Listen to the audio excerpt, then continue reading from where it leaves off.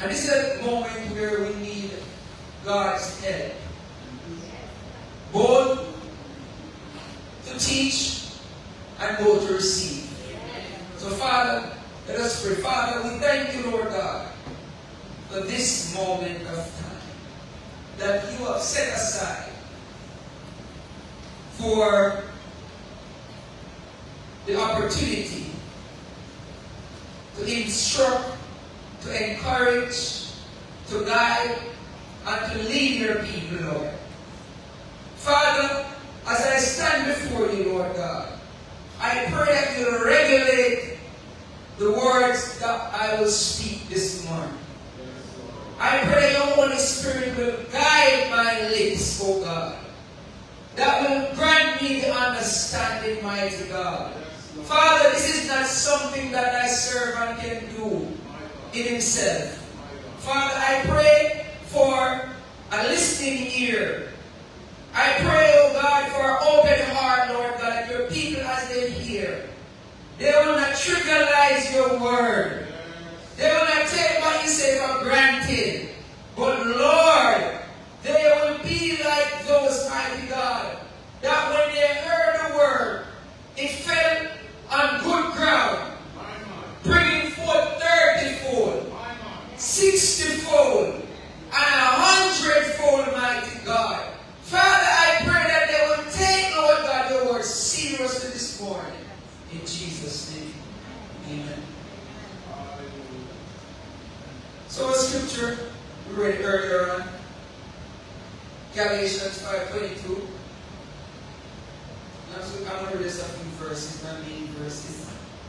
But the fruit of the Spirit is love, joy, peace, long-suffering, gentleness. Gentleness. See, you got to say that. Gentleness. You can't just say gentleness. You got to be saying gentleness. That's how it feels. Goodness, faith, meekness, temperance. Against such, there is no law. I don't want to stop here. The theme for today's message is growing in the Spirit of Christ.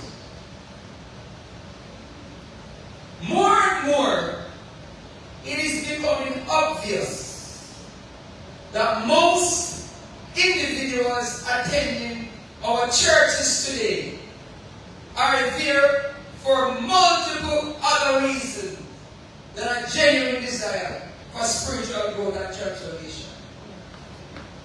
Oftentimes, these reasons are motivated by self-centered interests such as seeking personal validation, comfort, or social connection. Modern day attendees often frequent services for reasons like these: to earn heaven. Thinking church attendance act as heavenly insurance, or to earn points to offset wrongdoings. Viewing church attendance as a checklist or tally system with the hopes of trying to punch their ticket to salvation through attendance rather than genuine faith in Jesus Christ. Now, this is why most funerals today, everybody gets wings and a free send-off party to heaven. The rapists, the thieves, the murderers, the fornicators, the adulterers, the sorcerers, the homosexuals, the atheists, and even those that willfully blaspheme the name of Jesus Christ and live a life of evil in the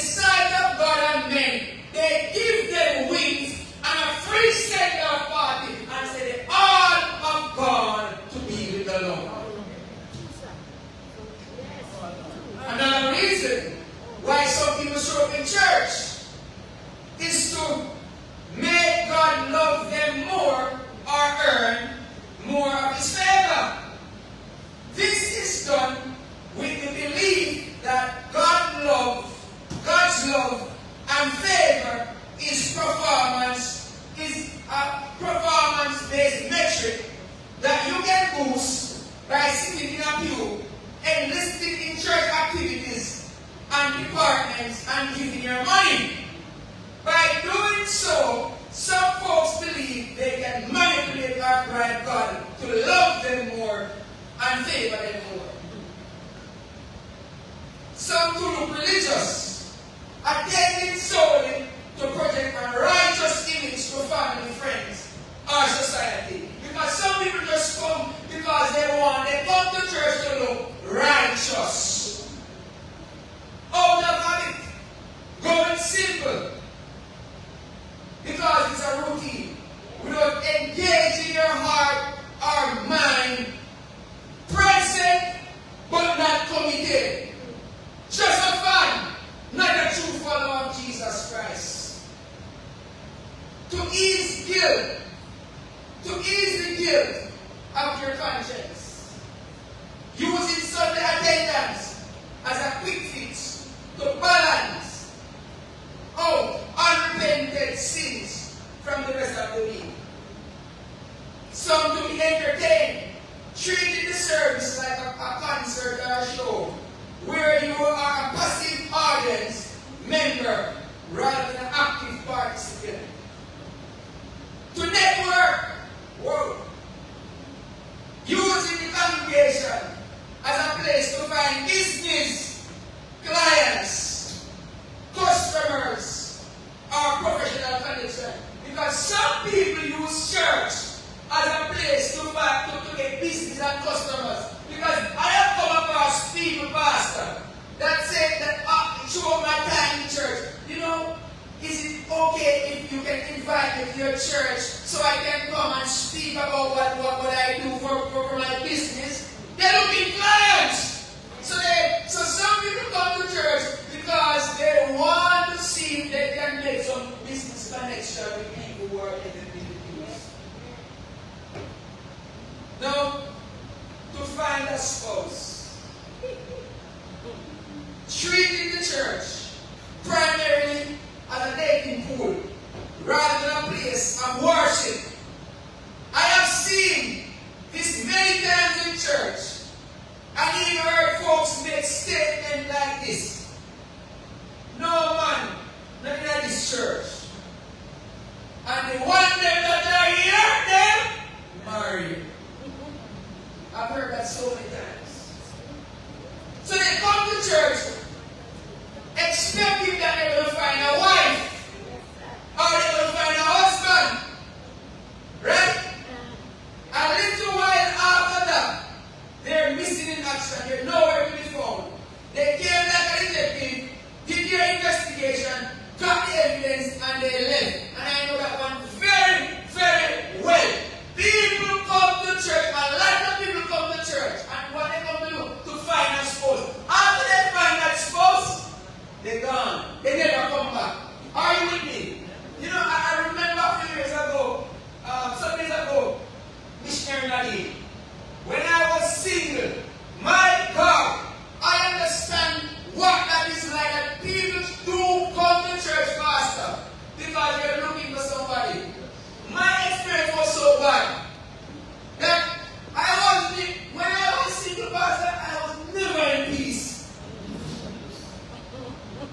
I remember one time, a sister was coming to the church, a lady, and when she was coming for a while, and when she found out that I was single, you know what she did?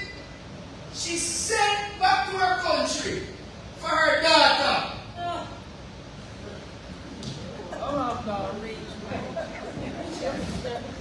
She sent back to her country for her daughter. To come to church. Because there was a young man who was single and on fire for the Lord. When I was there, she came to the church, and very nice young lady. And normally those days I'm seeing like man go pick up people and stuff like that, and always come and pick her up, and she come to Sunday service, she come to Bible study, she come to everything. But little did I know that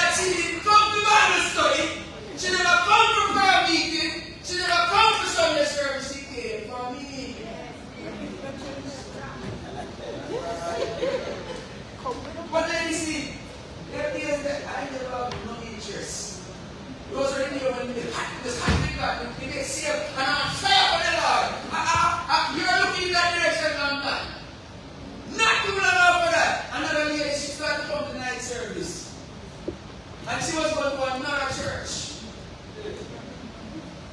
And not too long after that, she comes in Sunday night service, and all of a sudden she have a niece that was going to the same church. Now she tell her niece that there's a young man here that is single. Now her niece come to Sunday service, and night service, and Bible study.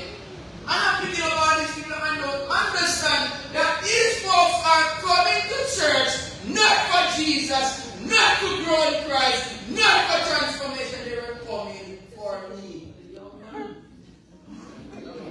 People of God, what? I'm educating them.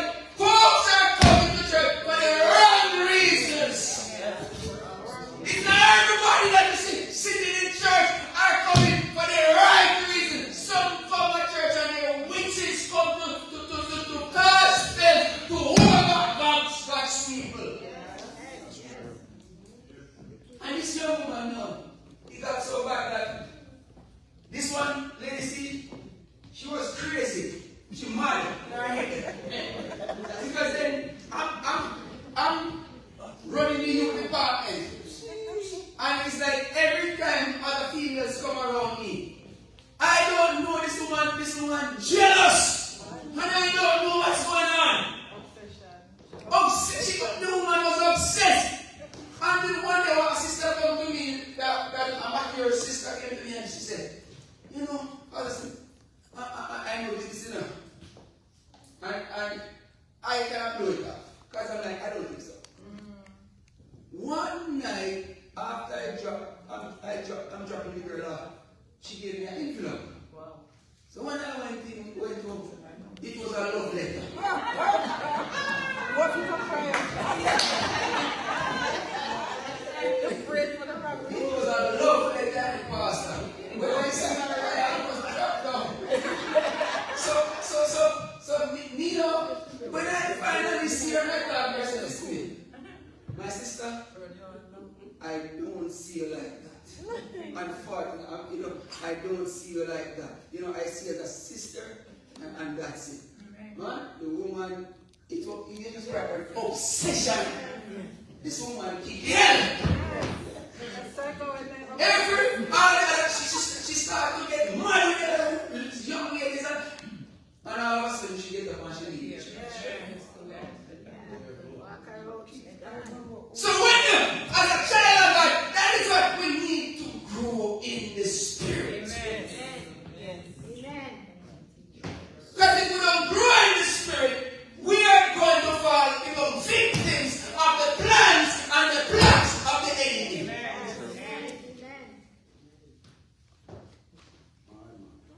Crazy. Some people come to exclusively judge others, attempting to spot flaws in the pastor or congregation to feel more superior.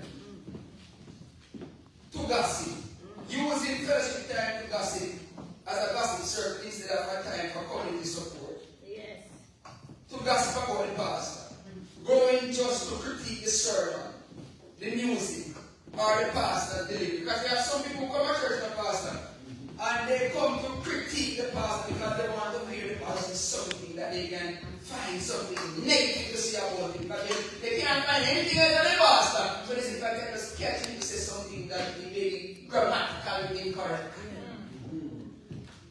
Are you with me? Yes.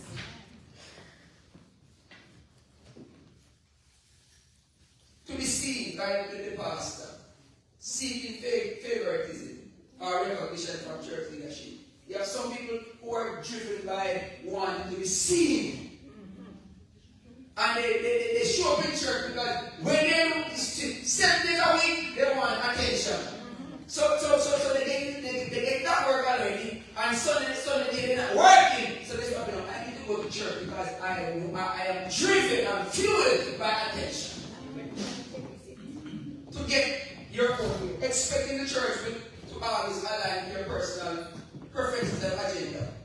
To impress others with your status, showing off expensive clothes. Yeah, a lot of that is happening now. Body image, achievements, material possession. There are some people who definitely love to show off so much that guess what they know? They know that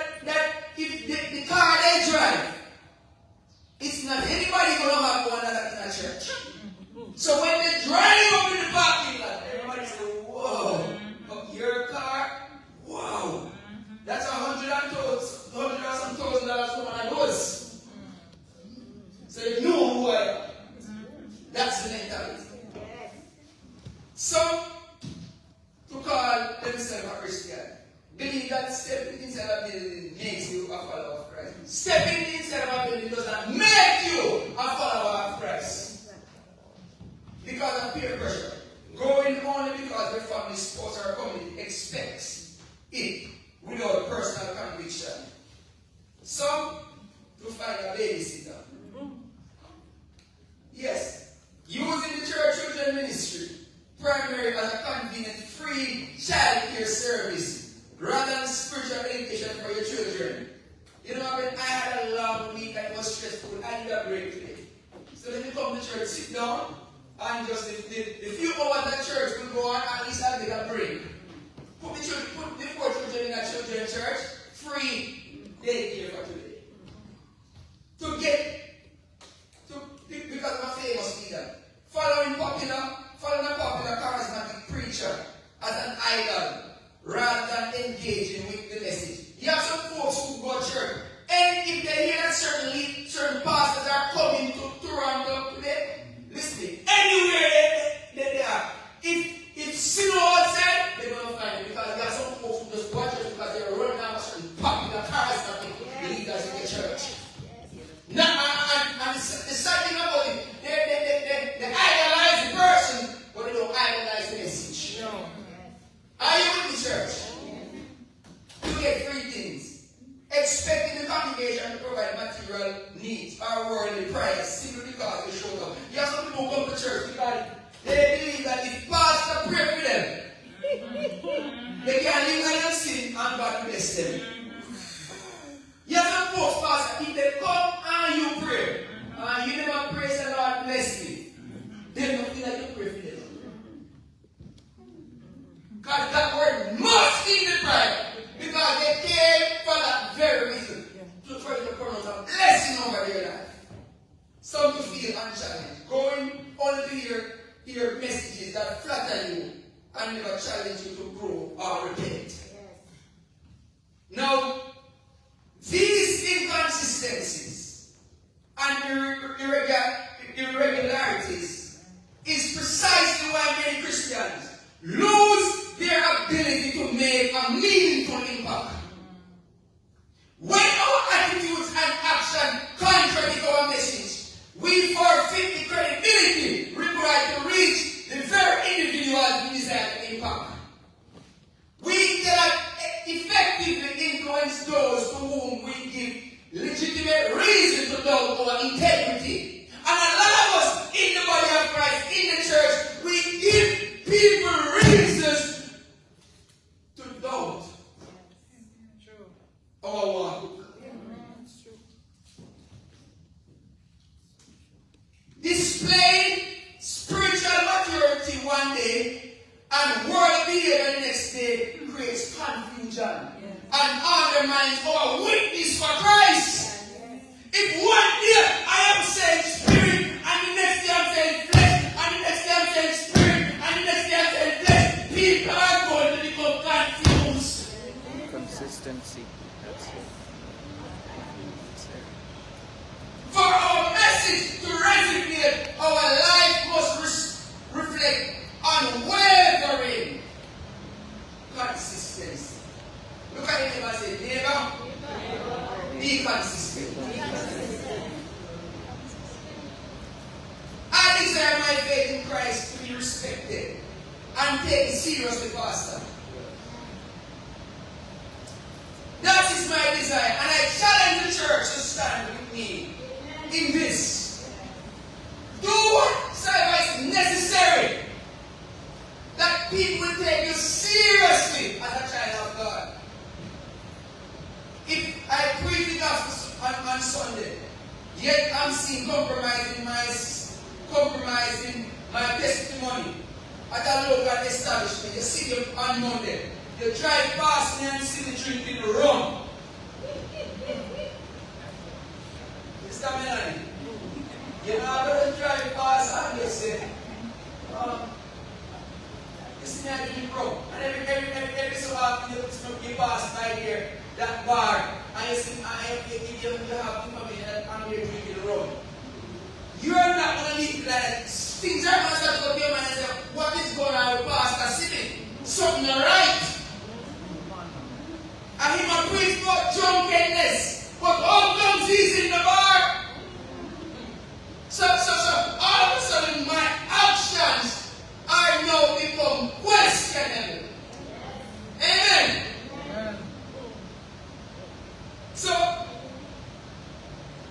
only natural that people will question my integrity. And many of us, our integrity is in question by the way we live our life. And that is why, it's just, we who are being taught the Word of God, we need to grow more in Christ. We need to grow more in the Spirit because the world needs people like us who know God.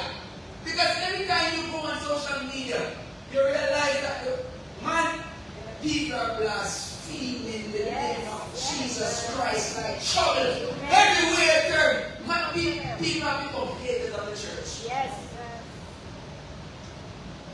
And oftentimes, Pastor, people give them reasons to behave the way they behave. I was listening to a guy last night and he was criticizing this woman in Jamaica that they said took another person's husband. Right? And I think she came back out and she was apologizing and this man come on and said, we're not taking no apology. Because of how she handled the situation. He said, if you apologize, he said, if you never take apology, give back the woman her husband. And she's a pastor, eh? And she called herself a pastor. And this one said, everybody could be a pastor. Everybody could be a pastor. Everybody could be a prophet. Pastor, these days, nobody wants to be evangelists no more. Nobody wants to be teachers no more. Nobody wants to be a servant no more. Everybody have a pastor on their name, no apostle. Big one. That's One time you used to be pastor. Pastor was a style. People today everywhere turn apostle. And who was evangelist now move up to pastor? Yeah, give me no bishop no more. Bishop was a style. It's apostle week now. Everybody apostle. So true Christianity. So to make a lasting impact for Christ, our life must consistent and aligned with our message. Practice what you preach. Come on, can you say neighbor? Practice what you preach. That's what you preach. You practice what you preach. You be doers of the word and not hearers only. Deceiving yourself.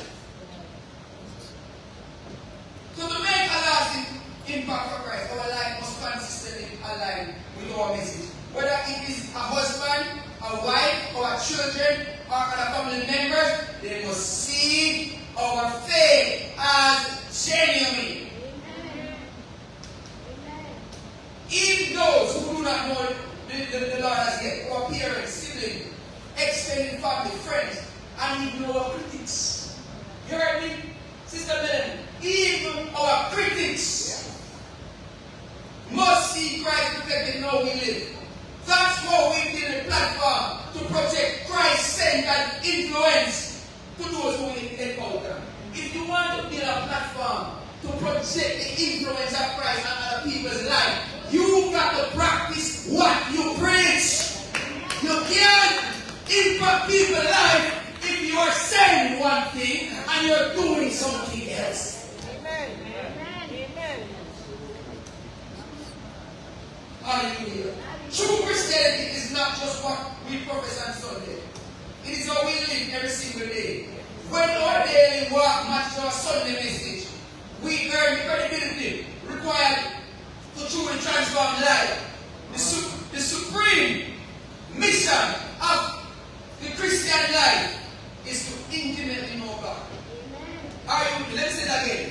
True Christianity is not just how we profess on Sunday. It is how we live every single day. When our matches our Sunday message, we earn the credibility required to truly transform lives. I want to transform lives. I want God to transform my life, and I want through my life, other lives are being transformed. But it doesn't always happen like that. You have to be a part. Amen. Now,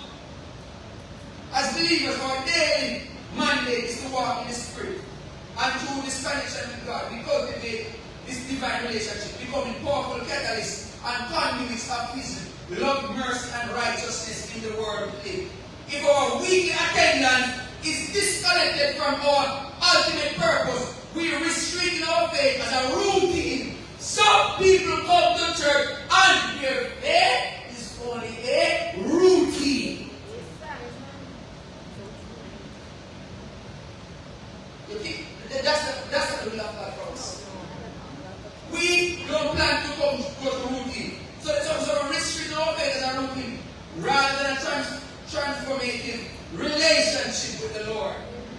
Gathering without genuine intention not only squanders our time, but can lead to profound spiritual consequences down the road. When the saved unite as one body, our mission is unmistakable. We gather together to forge anew, allowing the Spirit's power to transform our hearts into the radiant image of Jesus Christ, our Lord. That should be the purpose and the focus for us as children of God. Our focus must be to grow in the Spirit. Amen. Amen. We need to grow. Yes. The world needs Us. us, Yes. but we gotta grow.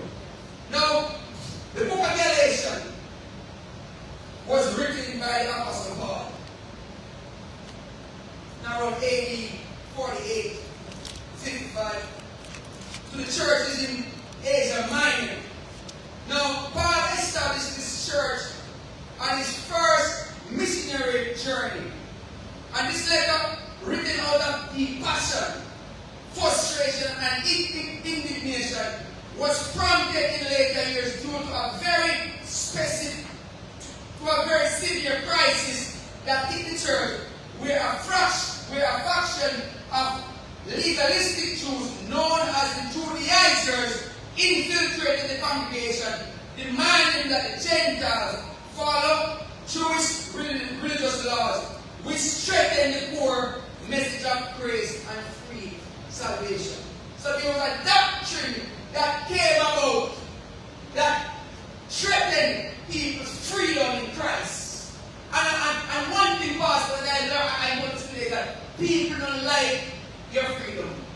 People don't like when you see other people free today. People love to be in control of other people. Yes. But Jesus has set you free. And who the Son has made free is free indeed. And all you got to do is to grow in Jesus Christ. Amen. Amen. So, these Judaizers, as I said, they came in demanding that the Gentiles follow some Jewish religious law. And the term legalistic here describes an approach that is overly focused on strict literal adherence to laws, rules, or technicalities, which is still an issue in many of our churches today, because legalism is an ideology and a way of life birthed out of Phariseeism. It's something that comes from the Pharisees. It's an ideology that comes out of the Pharisees. That's a way of the Pharisees. They love God control over people. Yes. Yes. So when you look at and sometimes that's how Christ has set us free. And you have some churches you go and they want to tell you that you can't put down, you have to put on underneath your head. You can't wear pants.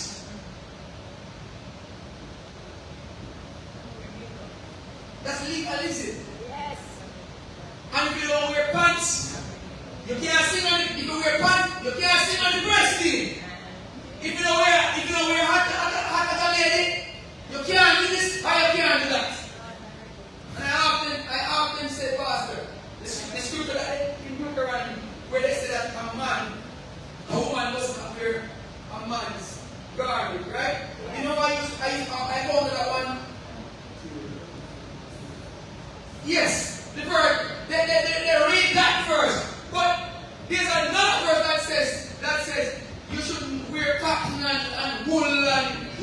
and whatever together. So I'm saying to myself, so, they see can't wear pants.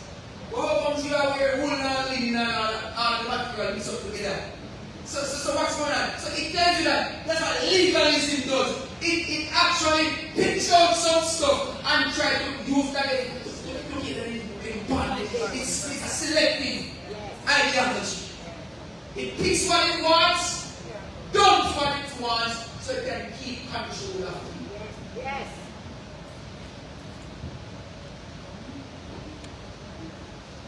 So that is what legalism is. So the Judaizers know they're a faction of early Jewish Christian believers who insisted that non-Jewish converts insisted that non-Jewish converts to Christianity had to adhere to the laws of Moses, specifically circumcision. So they wanted those that became Christians or that were converted to the way of Christ to be circumcised, right? To partake in kosher dietary laws and traditional Jewish festival in order to be saved and be fully accepted by God. So these folks argued that faith in Jesus was insufficient to be truly saved. The pressure of this confusion pushed believers into two major extreme distortions of grace. Legalism, which is trying to earn God's favor through strict rule keeping, and antinomianism, using God's grace as a free pass or license to sin and indulge in the flesh. So as we can see here, the Galatians had a major issue. And the issue was they were not able to find the balance. Here is what I have come to understand about life from my experience. When people are pushed into a burdensome yoke of legalism, they often experience a pendulum swing. Let me explain that again. A pendulum swing refers to a drastic shift or overcorrection from one extreme to the opposite. Personally, I have a good understanding of this phenomenon from experiences, and because of this understanding, like Pastor Campbell, I believe in educating people, in illuminating people, and leading people to their own free will. Amen. Are you with me? Yes. I believe in illuminating people and leading them to their free will. Let them make their own decisions. Amen. Amen. The strict suppression of natural human desires under rigid rules often leads to backlash, causing individuals to rebel and fall into outright self-indulgence. The law restricts and suppresses behavior, but the Spirit transforms life. Let me give an example. When I was going to school, I knew some girls in my class or within my time going to school, and their parents was strict like a judge. Some of them were from Christian homes, some of them were apostolics. So they couldn't do their hair, they couldn't dress a certain way, and they go under some rigid, legalistic regime. Lazy. But before school done, you know what happened? They not belly. You guys don't get what I'm trying to say. It's that when you start to put people on a burden, you see half the time they explode. Yes. And the very same thing that they're trying to prevent them from doing is the very thing that they're going to do. A lot of times when you find some children are rebel. When I was going to pastor, you were saying, I don't know the saying. Which two people they said is the worst picking when I grew up? Pastor picking and teacher picking. I don't wonder why pastor children back in the days when they come out, when pastor children started rebel back in the days. Yes. Lord help us. It's like they're going 200 miles down the highway. Because, you see, human tendency is that when you try to restrict people too much, after a while, it builds up curiosity. And that's why sometimes you find children do the things that they do, because parents sometimes they don't know how to navigate in training the child. So what I learned up here, you know what I do? With my children, I said, I learn to give them opportunities and I guide them. You gotta give them opportunities and guide them. You gotta learn to talk to them a certain way. You gotta learn to deal with them a certain way. Because what you're trying to do, listen, I see the rebellion in some children that I've come across. And if you go back and trace the root, it was because of some legalistic ways in which parents projected on the children. I'm not saying that you should listen to the children. But we gotta be careful that we don't allow legalism. Because we can be legalistic in our approach in the way we deal with our children. Because sometimes you think that what you're doing, Pastor, and what I'm doing, is we're shielding them. We're protecting them. And I realize that you are protecting them. Somebody's telling them something. So when I learn to find out what they're hearing, and me first tell them. Amen. Because when I tell them, I get here to explain. Because when they hear from somewhere else, it's being perverted. It's been twisted. So you gotta learn as spirit. You gotta learn as believers how we go about living our life in that manner. Amen. So in the passage here, Paul starts off in Galatians 5:22. And he said, but the fruit of the Spirit is love. The fruit of the Spirit is love. But notice, he said, after we said the fruits of the Spirit. But that's not the fruit of the Spirit. What's that? In English, singular. One. Yes. That's it. Now, the use of a singular fruit rather than the plural fruits in this passage is a deliberate grammatical choice meant to highlight the unity, the completeness, and the singular source of Christian virtues. Everything about that child of God comes from a single place. Are you with me? All of who we are, all of what we are becoming, all of the nutrients that we're getting is coming from Christ. Amen? That's why the Bible says in the book of John that we are what? We're the reason why now we are what? The branches. Right? Now, they all originate from the exact same root, the Holy Spirit. Because they flow from a single source. They grow together organically. It is often compared to a single orange with multiple slices, or a cluster of grapes on a vine.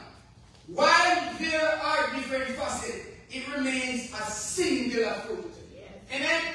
If Paul used the word fruits, it would imply that a person could pick and choose which ones to cultivate. Such as opting for joy and peace, skipping out and long-suffering and self-control. The singular fruit means the traits are interconnected. As the Holy Spirit matures a person, all 9 characteristics develop together as a reflection of Christ's overall character. Now, so Paul starts off and he says, the fruit of the Spirit is love. Now, love here with Mr. Agape is the first trait listed and set the tone for the rest. I like the way Paul starts off this one. It's very interesting. Every other version in this passage that follows is simply love expressing itself in different situations and in different forms. Think about it. The Bible says, what is the two commandments that Jesus gave us? To what? To love the Lord and to love what? Your neighbor. To love the neighbor. Neighbor, yeah. Right? So that's all we need to do, right? Now, when we touch this part of scripture, we see love right here. So everything now that comes after love is only an expression of what we do. Amen. So let me give you an example based on Corinth, 1 Corinthians 13. For example, in 1 Corinthians 13, the Bible said that love is kind. Love is patient. Love is humble.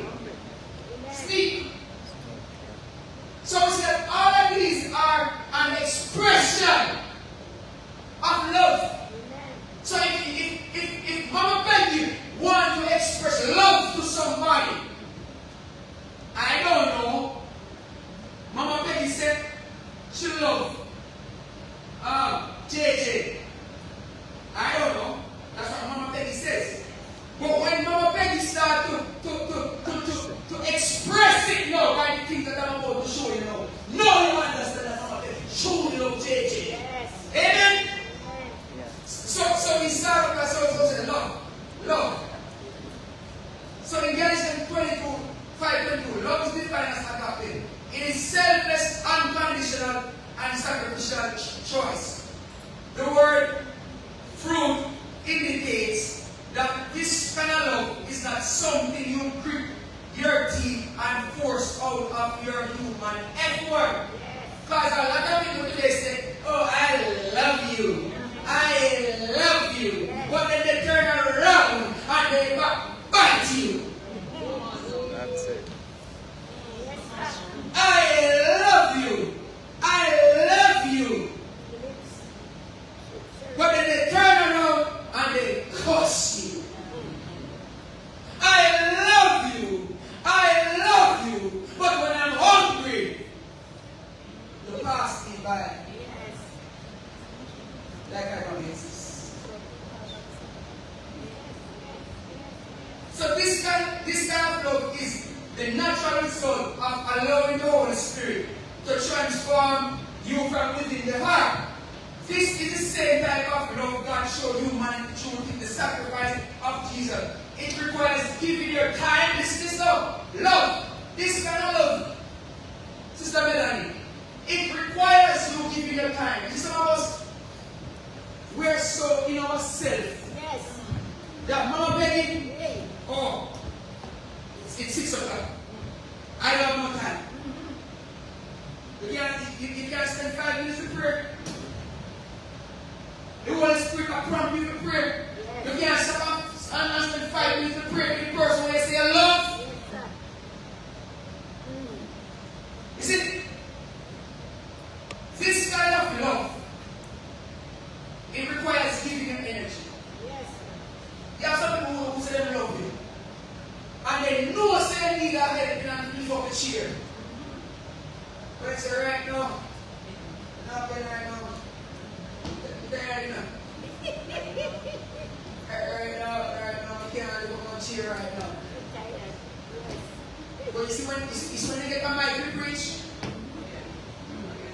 you thought they're Elijah's twin brother. Because you think they're going to call on fire from heaven. But when it comes to the practical way of expressing the love, you cannot find it. This kind of love, it means giving your resources. Share your resources with others. Why?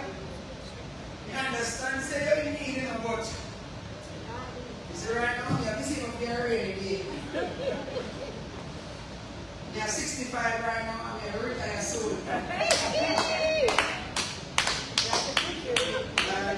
If we withdraw anything out of that, when we get a pension, it's like a short by $100.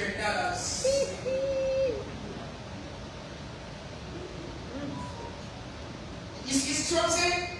This kind of love is a sacrificial love. It's a love that it goes down and says, I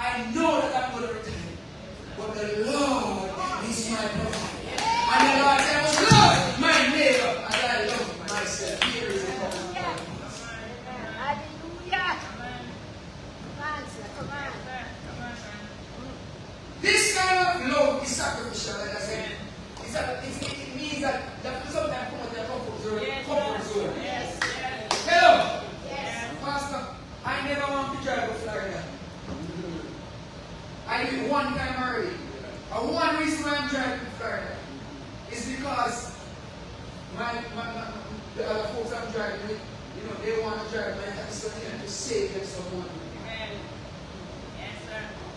And then it's a good experience for my children to do a road trip. And it's a good experience for their children to do a road trip. But I'll drive to Florida if it's going to help somebody else. Yes. And make somebody else. Bless you, Lord. Amen. So it took me out of my comfort zone. It took me out of my comfort zone. Some of us, no sir. Why, no sir. You're too far from me. I've already done that. But the next thing you do, you don't have to drive whatever. Prepare the thing here. You see me? That's what I love to do. Yes. You could pay the pen for you not to drive. If you feel like that, then pay the pen for you. And I thought about it and said, if it's better to drive, because when you drive and go down here, because it's somewhere the children are going to participate. Their children are going to participate in something like that. So if we rent a vehicle and drive, then it's still going to save us more money because we're going to have a vehicle to drive. That's what love does! Yes.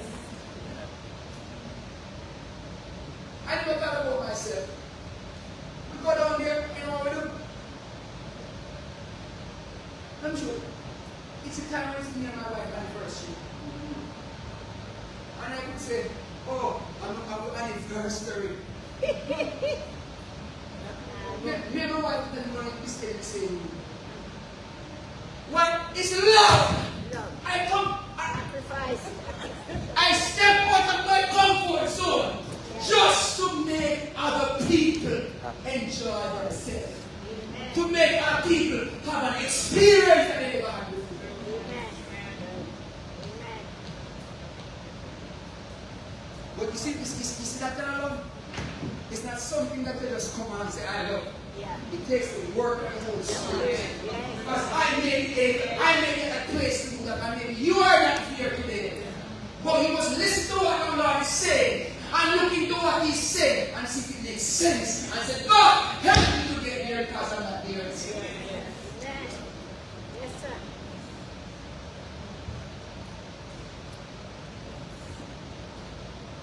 So, some of us don't like to see. Some of us will drive to Niagara Falls, but we're not cross the border. That's how all of us feel. We will drive come to this land, but we're not crossing over. We have all different excuses why we're not crossing over. Oh, I'm tired. Oh, me this, me that. Oh, me this, me that. And you see, it's not that you can tell sometimes from Mama Haya. If all the time you always have the same lousy excuse, it's telling us something about what's happening on the inside. Yes. Yeah, that's true. It is a pattern we always have excuse. When we are put to the test, when God expects us to make sacrifices, it's telling us something about what is happening on the interior.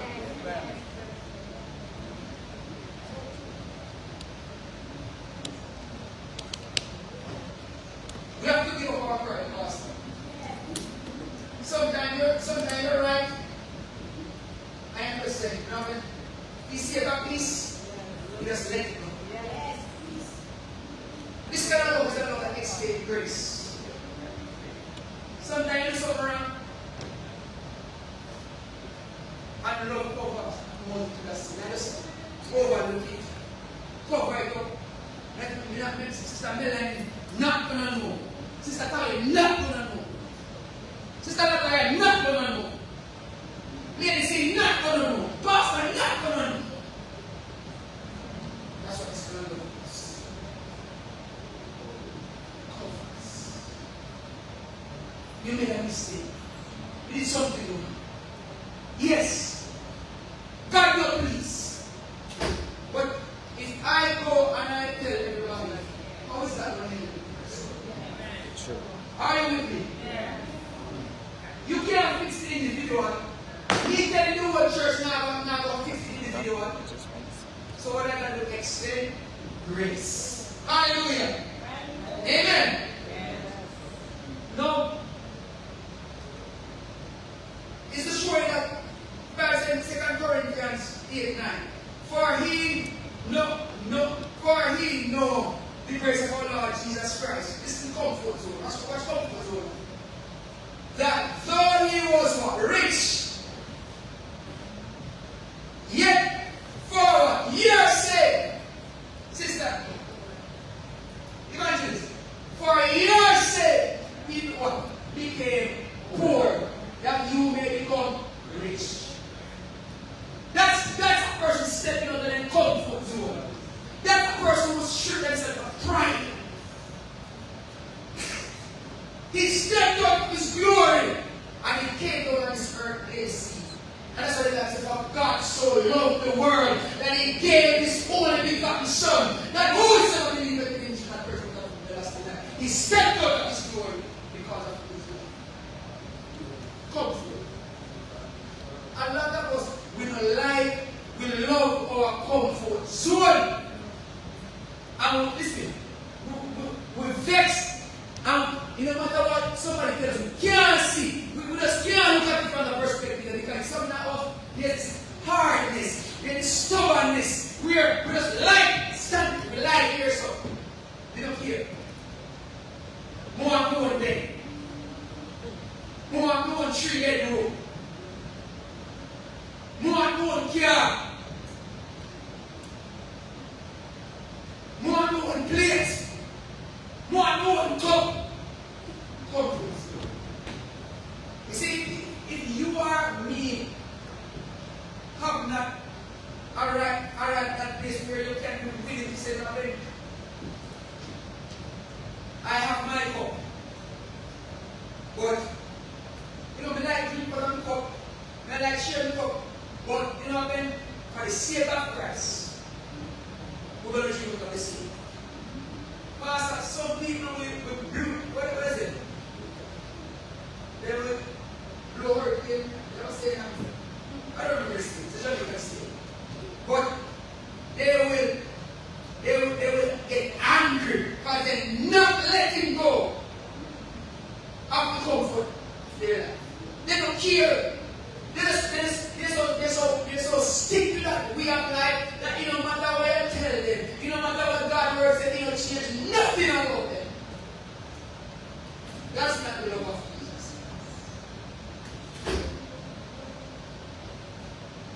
The next fruit that we have here is joy. Joy refers to an eternal, lasting, enduring sense of gladness and contentment and hope that is rooted in faith in Christ, rather than external circumstances. Amen? Joy is not based on you getting a wife. Never Winston. Joy is not you, evangelist, getting a handsome husband. That's not what true joy is.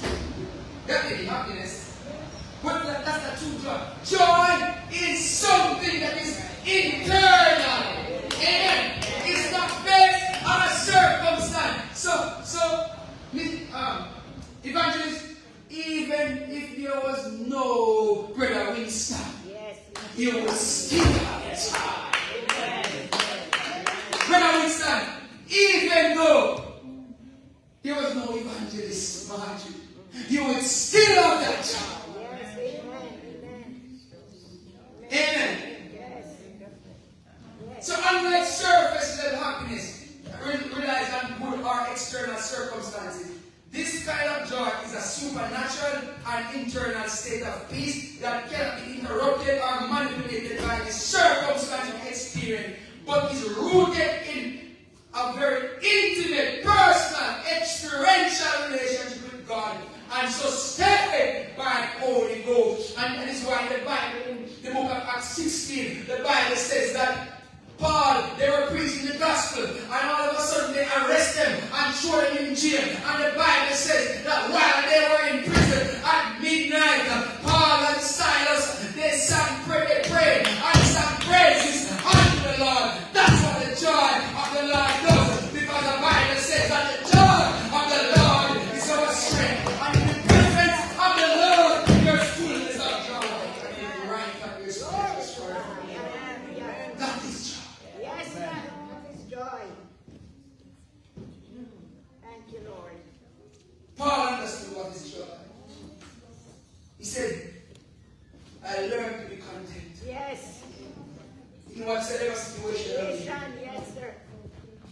I didn't get a paycheck this week, but I'm content. Content. Yes. The money never long enough this week, but I'm content. Yes.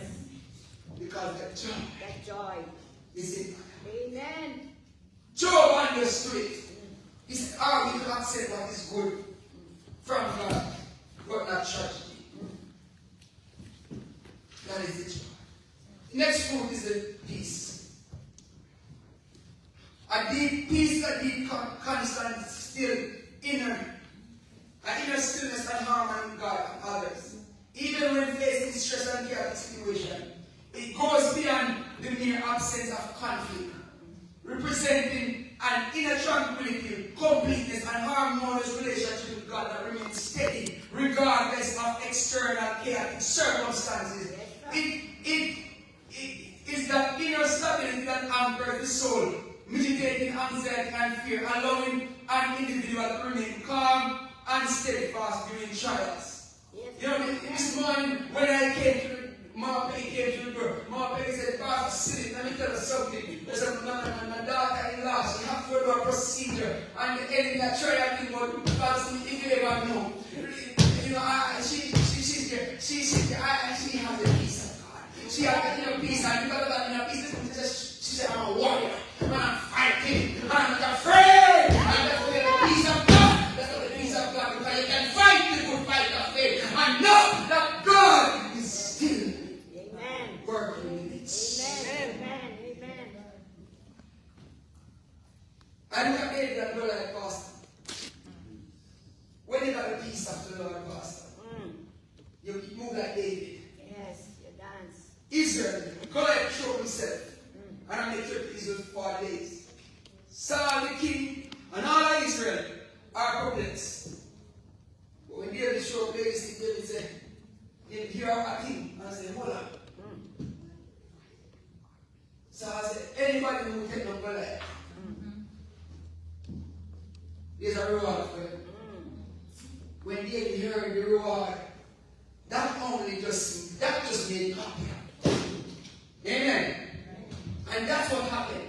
When everybody else, and you know, sometimes why some people are going to kill up themselves and them worry and them just have no peace and everything frustrates them.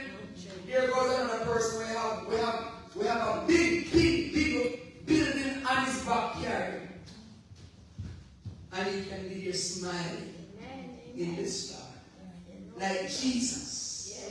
Sleeping. Resting. When you got peace, you can rest in the storm. When you got peace, you can rest in the storm. The next one here is long suffering. Long suffering, patience, forbearance. Paul did not make a mistake in the use of this word. And I'm going to explain. Some translation uses patience, and that's okay. But as I studied the usage of this word through the scripture, I noticed something very particularly that was consistent and interesting about the usage of this word. It is very positive. Every time the word long suffering was used in the Bible, both the Old Testament and the New Testament, it was used in relationship in dealing with people, not necessarily circumstances. Now, the first mention of the word long suffering is Exodus 34:6. And the Lord passed by before him and proclaimed, the Lord, God, merciful, gracious, long suffering, and abundant in goodness and truth. In Psalm 86:15, but thou, O Lord, thou art full of compassion and gracious, long suffering and plenteous in mercy and truth. In 1 Peter, 2 Peter chapter 3 verse 9, the Lord is not slack concerning his promises, as some men count slackness, but is long suffering towards who are not willing that none perish, but that all come to repentance. Every time the word long suffering was used, it was used in particular with people. Yes. Amen. Right? So the first of all, the Hebrew word aris means to prolong. It means to lengthen or to draw out. Literally translated as long temper. It means having a long fuse. You heard?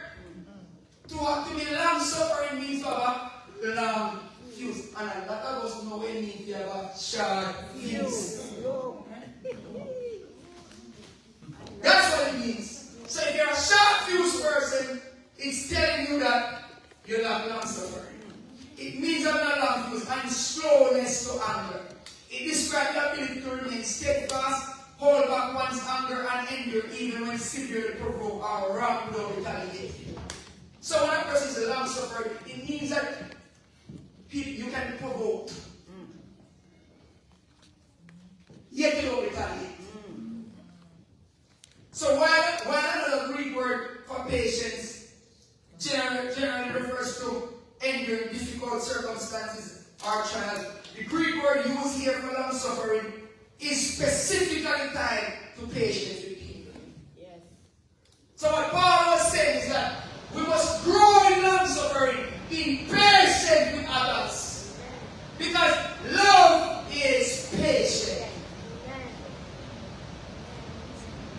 It is to restrain, it's a restraint that prevents you from instantly retaliating or giving into resentment when others provoke you.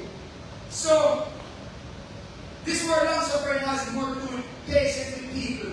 It is being slow to anger, exercising self-restraint and forgiveness when dealing with difficult, irritating, or provoking individuals. Because pastor, some people provoking.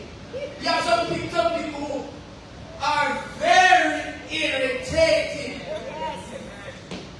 And they're irritated today, they're going to irritate the next week. So when you have long suffering on, this is how this thing works out. So long suffering, it is being slow to anger, exercising self-restraint. It's forbearance. It is this is how long suffering works out. It is where you create a space or an accommodation for that lapse within a person, because what the person did to you before, they will do it again. Are you with me? And oftentimes this thing, you see, one of the places where we lapse suffering the most is in marriage. Because when wife do last week, just it's a likely pastor, it's going to happen again. Ladies, see, what was fun to do some time ago, it's unlikely that it may happen again. So what we know, we forgive, but we need to leave space, just in case it happens again. Guess what? Sister Melanie, he may leave one pants on the ground, and you just frustrated, you don't like it. But long suffering now will leave a space. You know what I mean? When you have long suffering now, there's a space that creates that there's a light for the pants you left on the ground again.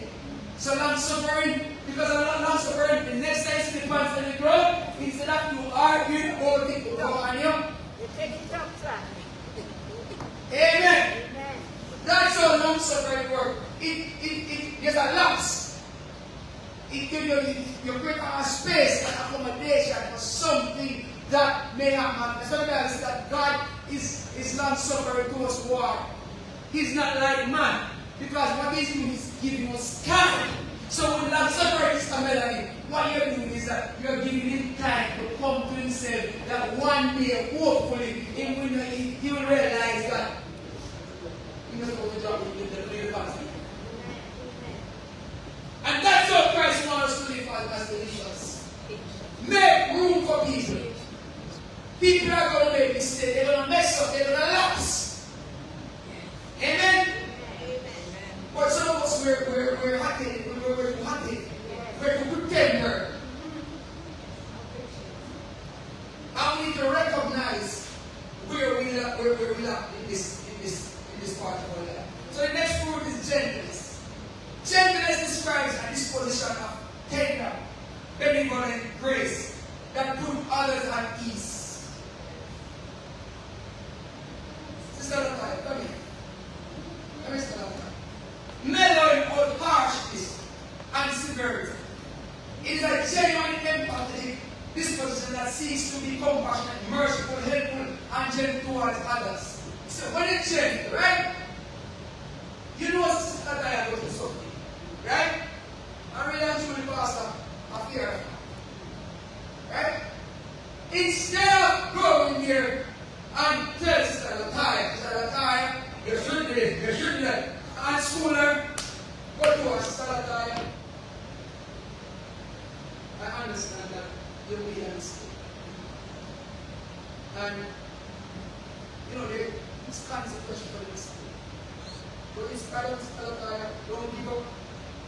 The Lord loves you. The Lord cares about you. The Lord has your best interest at heart. And I know, Talataya, you will overcome this one. You just learn the lesson from the mistake you made. That's gentleness. Yes. That's how you're gentle. So when I approach her with this manner, instead of wounding her some more, the gentleness it calms her down. Because guess what? You are beat up on her, and she had beat up on herself. Amen. So when you take her and you treat her like that now, while she was beating up on herself, she felt better about the situation. Because now she can feel like so bad.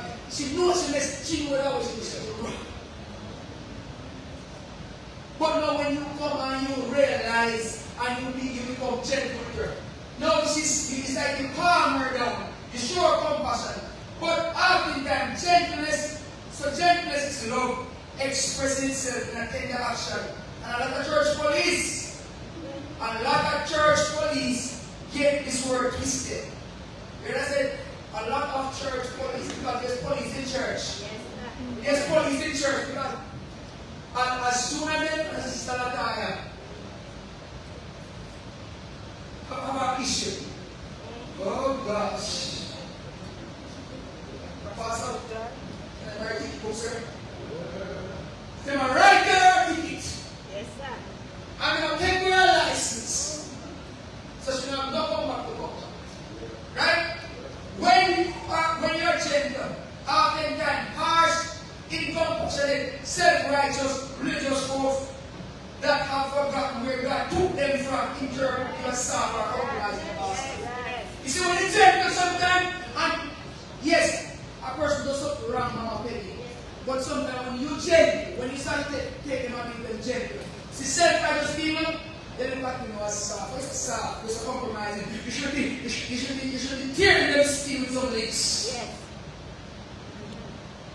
But that's not what Paul is saying here, right? So we as children of God have to realize that we got to be gentle. Amen? Amen. The next one is goodness. Goodness is an outward demonstration of a moral virtue, generosity and benevolence.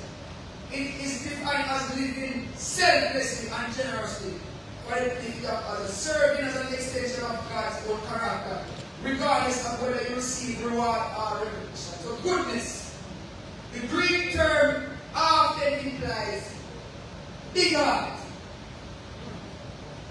Hear that? Sister Melanie. Goodness, the word here, goodness, it normally implies a big heart. You have a big heart? Big heart. That means you care for others. Encompassing acts of charity, liberality, and the willingness to share one's resources. Goodness is the active pursuit bringing out positive change and doing deeds that benefit others. When we think about good deeds, we think about the Good Samaritan. Yes, sir. When we think about good deeds, we think about Cornelius. When we think about good deeds, we think about David and Mephibosheth. When he deserved anything, but David, because of Jonathan, David remembered Jonathan, and because of that he showed him goodness. Amen. So the Bible says that we should let our light so shine before men, that they may see what? Our good works. The Ephesians, the Bible says we're created in Christ for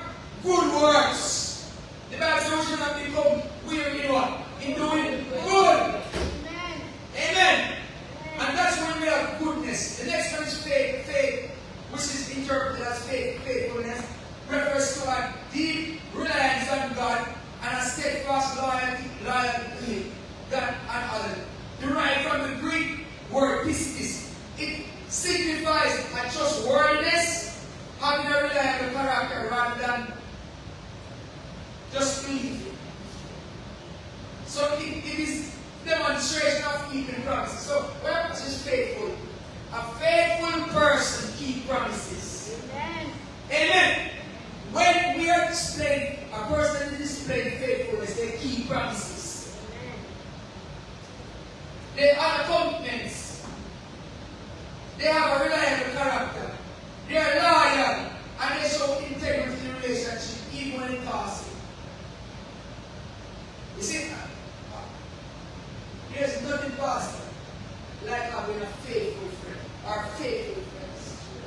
People who you can rely on. People who got your back. People who got your cover. People who can promise you and you know what they're going to show for you. Amen. And we lack a lot of that in the church because people today are selfish. They care about themselves. They don't really care about others. So because of you care, you know what faithful people. A lot of people in the church will sell you out for a no-name slice of bread. Loyalty is a very common entity, our common commodity among us in the church today. People are loyal no more. You don't find a lot of people who are loyal. You can't depend on people these days. People will come and say, oh, pastor, and then two minutes later, they're gone.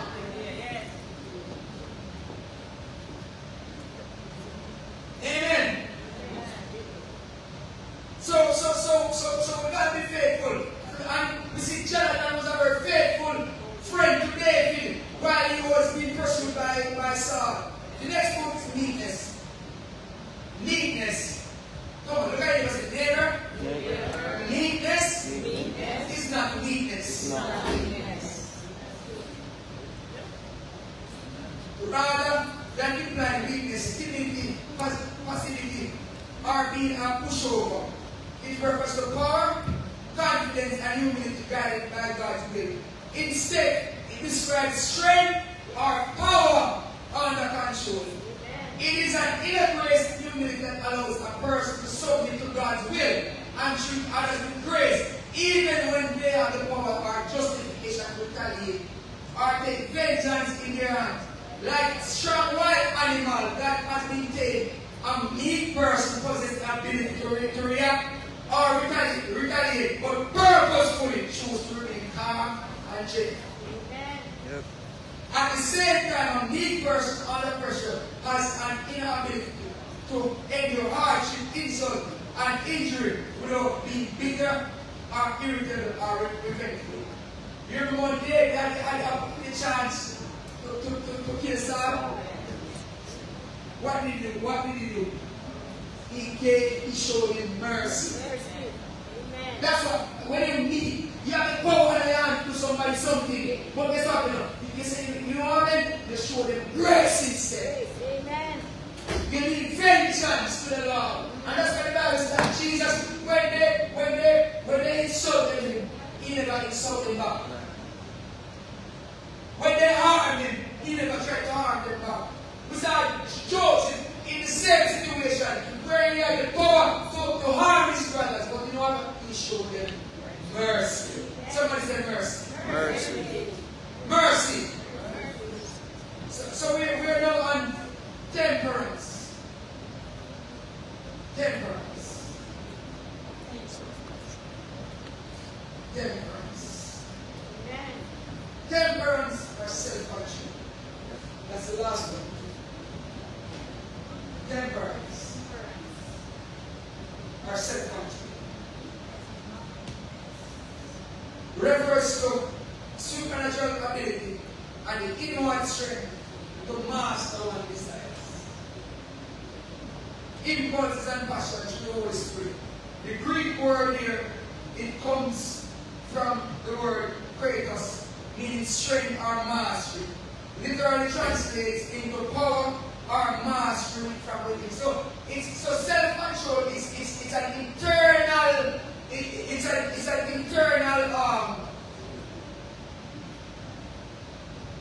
ability. Yes, an internal ability that is cultivated by the Holy Spirit. That causes a person to be able to master their passion, master their desires. Amen? And that is why we see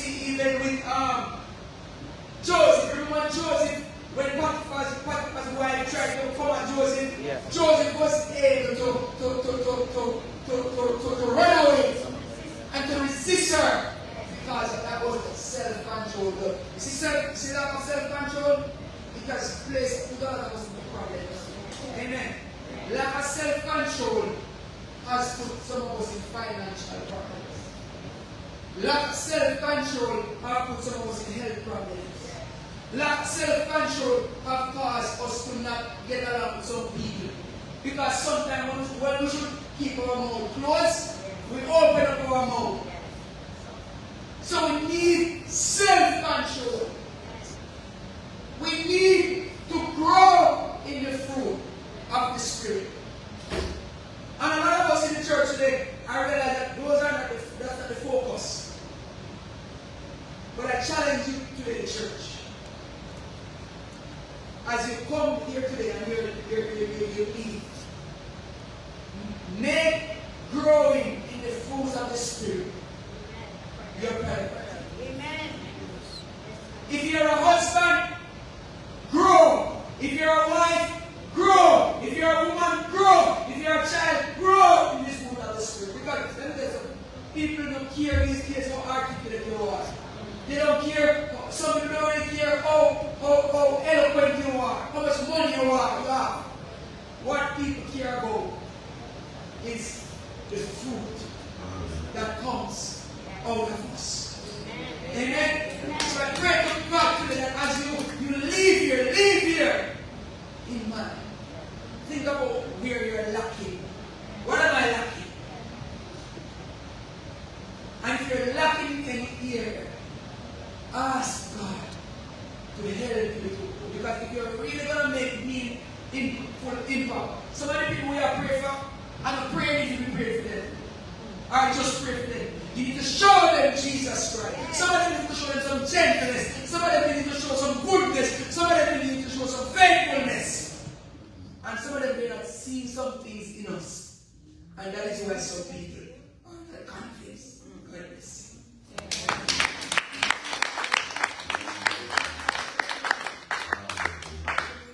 Lord, prepare me to be a sanctuary, pure and holy, tried and true, with thanksgiving, I'll be a living sanctuary for you. Come on, pray a song. Lord, prepare me to be a sanctuary, pure and holy, tried and true. Come on, with thanksgiving, I'll be your living sanctuary for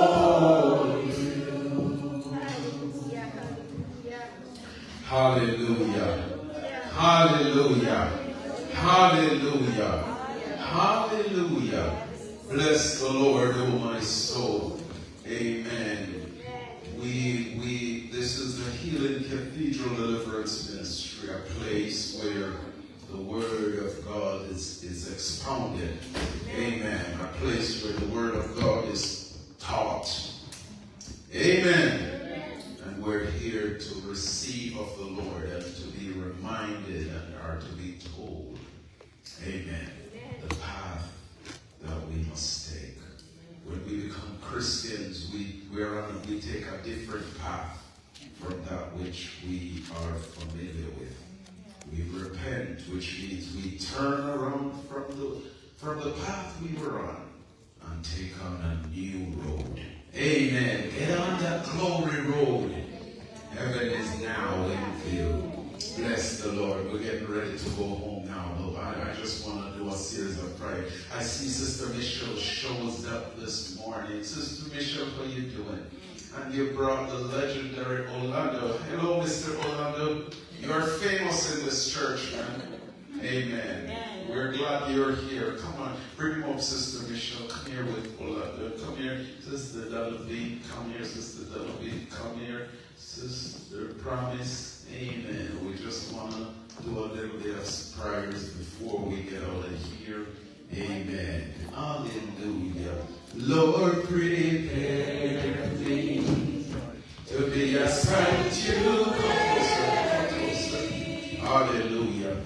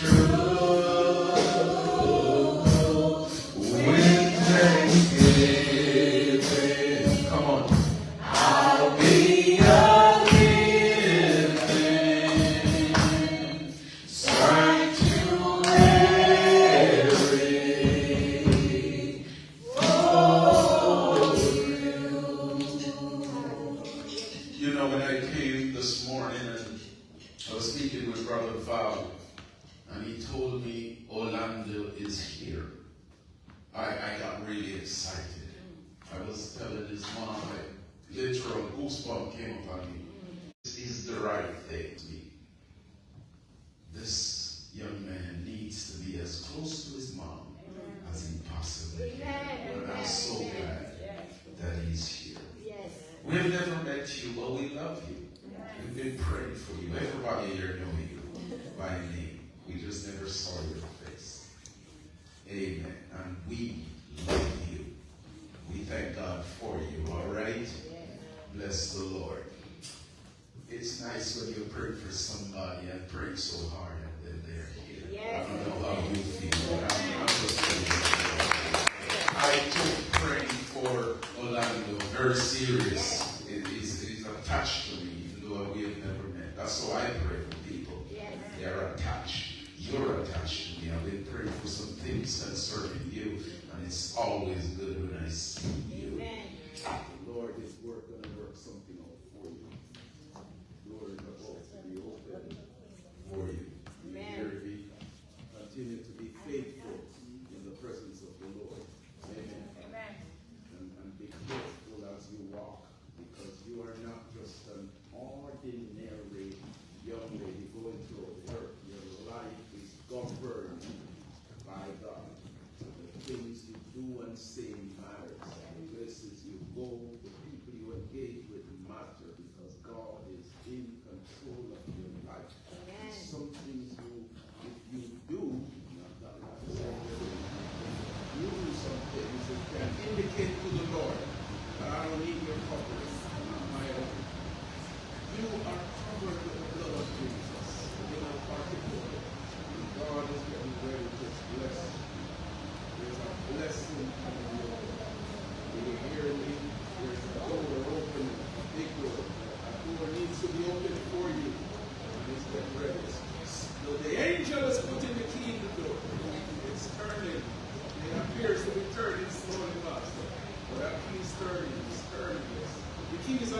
the door, but it's just eternal. Because everything is timing.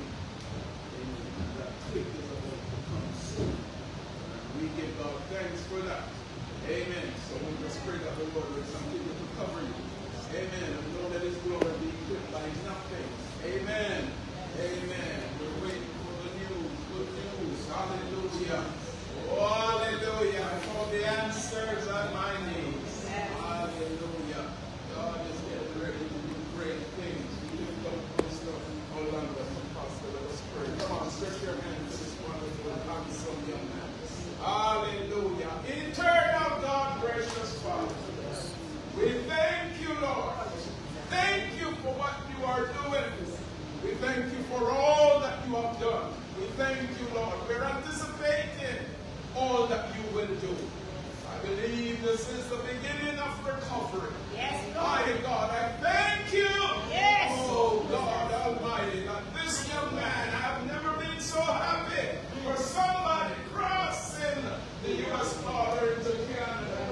And this young man, I believe in my heart, it is the right thing, it is the right thing, it is the right thing, it's the road to recovery. And I thank you, oh God, for the heart you have given unto Brother Bob, the heart you have given unto his wonderful wife, Sister Bishop. Thank you for this body, mighty God, mighty God. And I just pray, God, that you will continue to open up the eyes of this family to know that they're on the right path, they're doing the right thing.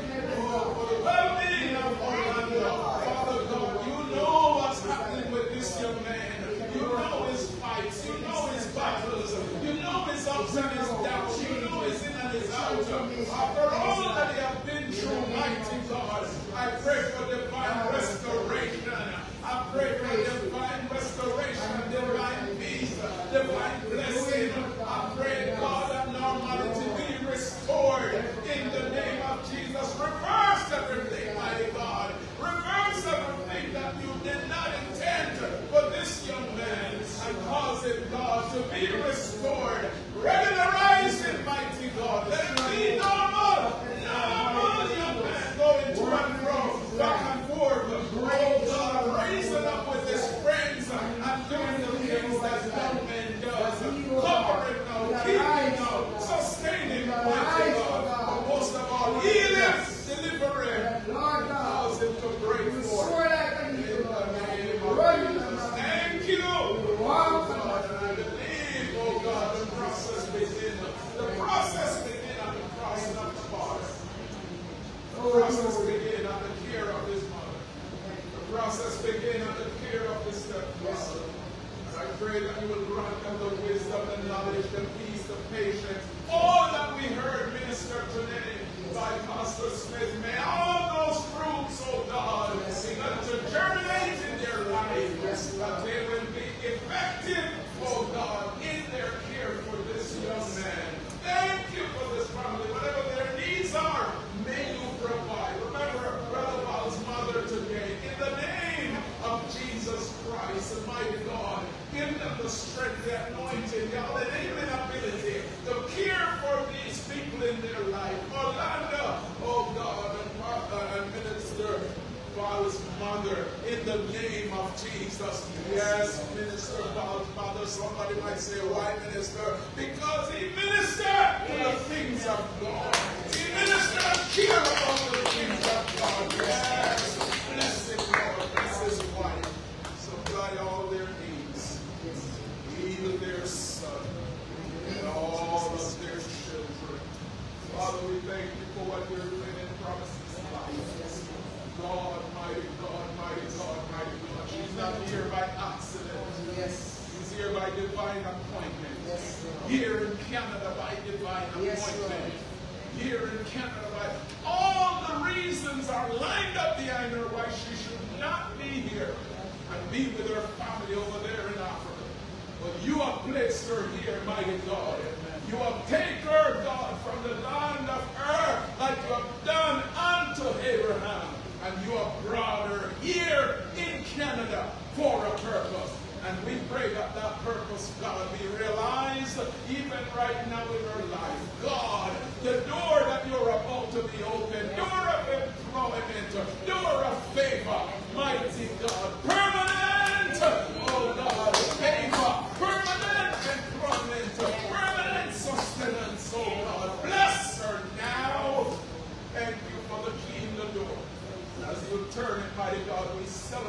her today. In the name of Jesus, Father, hear the woman of God. You have assigned her to this ministry. In the days when she can't make it, she is an assigned one. And we pray now, God, as she goes through her process, we know what we're talking about. We ask in the name of Jesus that it shall be so. It shall be so, mighty God. There will be abundance, mighty God. Multiply now. We pray for a multiplication in the process. Come on, agree with me. I'm not telling you what this is. But we decree multiplication in the process. In the name of Jesus, and so shall it be. I pray for gainful employment and healing. Arise, arise, arise, arise. As we have had our discussion, Father God, I pray. You will get Brother Joel up and moving. No sickness will be, oh God, the reason for him not to excel, not to succeed. Oh God, he will not be labeled with sickness, but he will be labeled as a child of God who can leap over wall and run through truth. Bless him now, mighty God, and cause all things to be well. We decree and declare this day gainful employment. We pray that you will move him, oh God, that he will not go around, oh God, in self-pity, in self-defeat, oh God, as a result of sickness in his body. But God, you will cause it to move about normal in the name of Jesus. Raise him up now. Bless him with favor. Oh God, employment, employment, employment. And may he testify of the goodness of God. Hallelujah.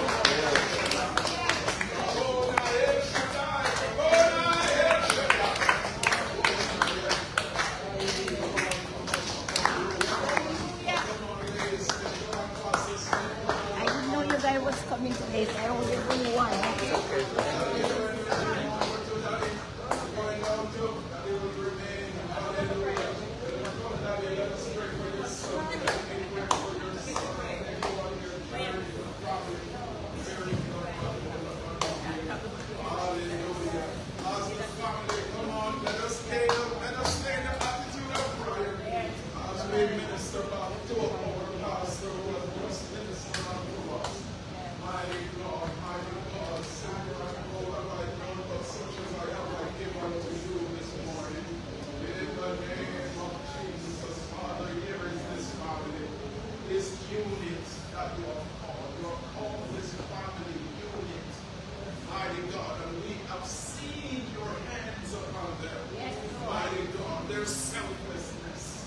Their kindness, oh God, their love for the people of God, their love for God. We have seen the evidence, oh God, of this qualified family to stand up in your midst and declare your counsel. And God, even now, as they would leave us for a while, for a season, for a couple of days, we pray for journey mercy, mighty God. As the man of God declared today, you have placed them in a position where they don't have to drive down, mighty God. They don't have to drive down to Corella, but because of selflessness, mighty God, they chose the path, oh God,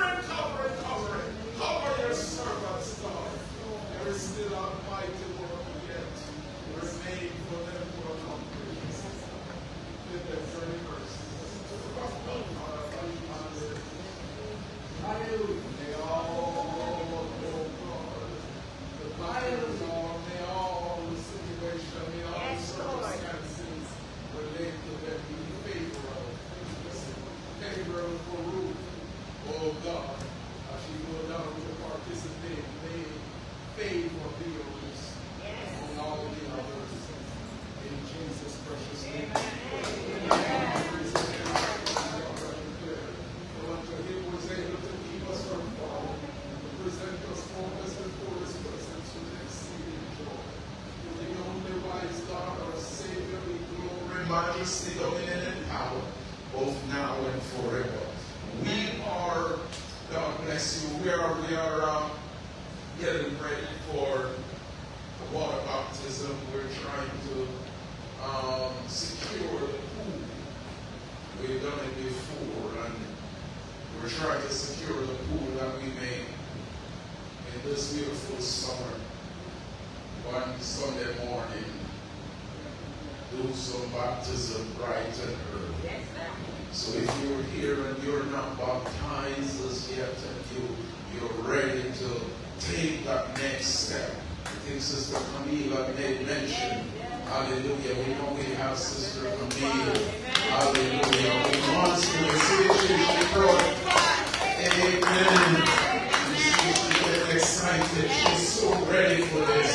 Amen. And if you know anybody else, or you or anybody else who's here and are not yet immersed in water baptism, then we're going to ready. We're going to tell you the date soon. It's going to be early, less than 3 weeks, early August. And we're going to come early. We're going to come so early in the morning. Then we're going to go over there. We're going to dip. Amen. And then come back over into the sanctuary. Amen. Amen. Are you ready for that? Yes. Maybe we've done it before. It's been a while. Right, Sister Carly? Sister Carly, you know something about that. Sister Natalia, you know something about that. Amen. We've done it before. We've done it before. And we're getting ready to do it again. So if you're here, Sister Tally knows something about that.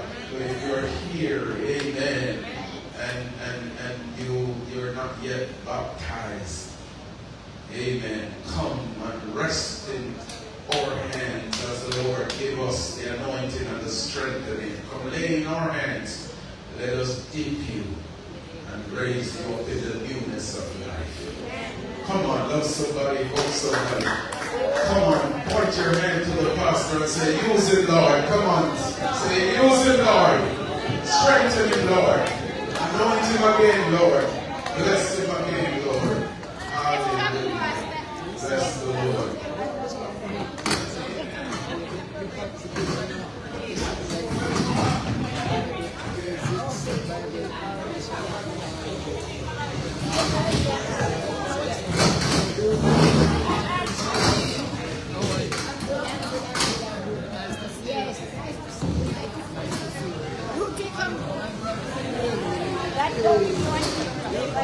That